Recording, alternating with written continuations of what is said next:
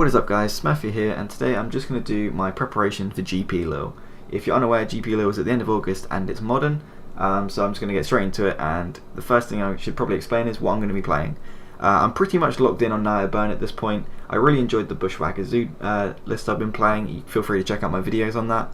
I just felt that it wasn't as good against the green decks, especially Wall of Roots and Kitchen Finks and Obstinate Balofs and things like that.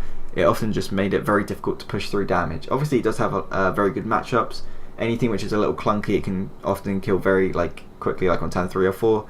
But Burn can often do that as well. So I just felt that Burn had better matchups across the board. So yeah, that was just my choice for that. The one card I'm not 100% sure on is Wild Nacatl. I've played lots with it, I've played lots without it, and I really can't tell if it should be in the deck or not. Whenever I play it, I feel like it's a liability, but whenever I don't play it, I feel like I'm missing out on a potential card. It generally gets replaced with 4 burn spells, which is normally things like Skullcrack and Searing Blaze. So yeah, I'm not really sure if it should be in the deck or not. I still need to do more testing. I really can never make my mind up with this card. So I feel like I'm probably just going to cut it because I'd rather play the more consistent route. But yeah, I will test that and give you updates. I will probably vlog the GP just because I think it's something fun. So yeah, I will probably explain my thought process closer to the time to whether I'm playing it or not. But another card I'm testing out is Bedlam Reveler. So on the surface it looks like it's ridiculously overcosted at 8 mana, and even with the ability to recost it, at least with the ability to reduce it, it still looks overly costed. But I found that it's just very similar to Treasure Cruise. Obviously people are going to be like, that's ridiculous, but in Burn at least it is, because people used to play Treasure Cruise and Burn because it's just 1 mana draw 3, and Bedlam Reveler is very similar. Obviously your fetch lands and your creatures don't count for the reduction of cost, but it only needs 6 instead of, I believe, Treasure Cruise was 7, and the other part is it's 2 red instead of a blue, which is obviously easier to cast, but you don't have to splash colour.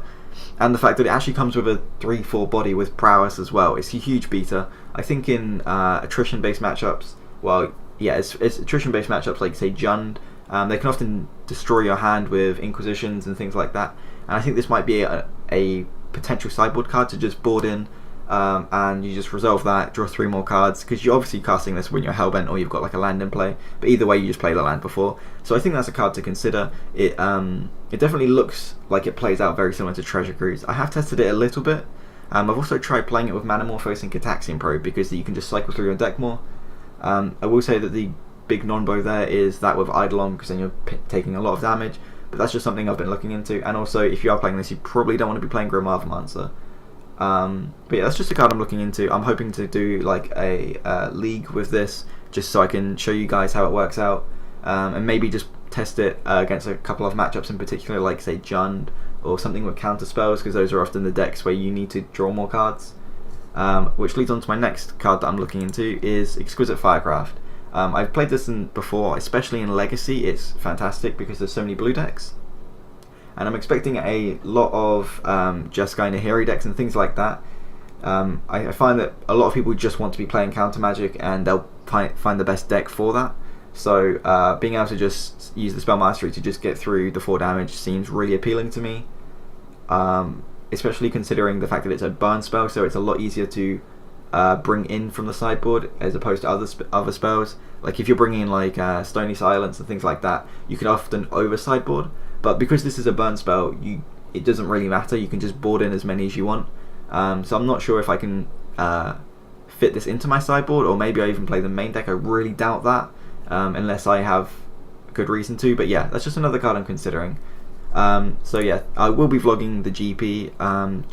I think it's fun to watch other people go to GPs and things like that, so I thought I'd just do it. Why not? I also attended a GP yesterday. My list should be on the screen now. That was at Whaling Games in Hockley, so if you're ever in that area, I definitely recommend it. It's probably the nicest venue I've ever been to. Loads of space, and it was just genuinely very aesthetically pleasing. So yeah, round 1 I played against Red-Green Land Destruction, which I wouldn't consider a bad matchup whatsoever. However, I did lose to that, but I did then continue to win out. I played against Malira Coco, Blue-White-Red Control, so just things like Lightning Helixes, and also Kiki Cord. So those were all fine. I was a bit surprised that I lost to red-green land destruction. I'm not saying it's a bad deck, like it crushes things like Scapeshift. However, I just didn't expect it to be an issue for the burn deck.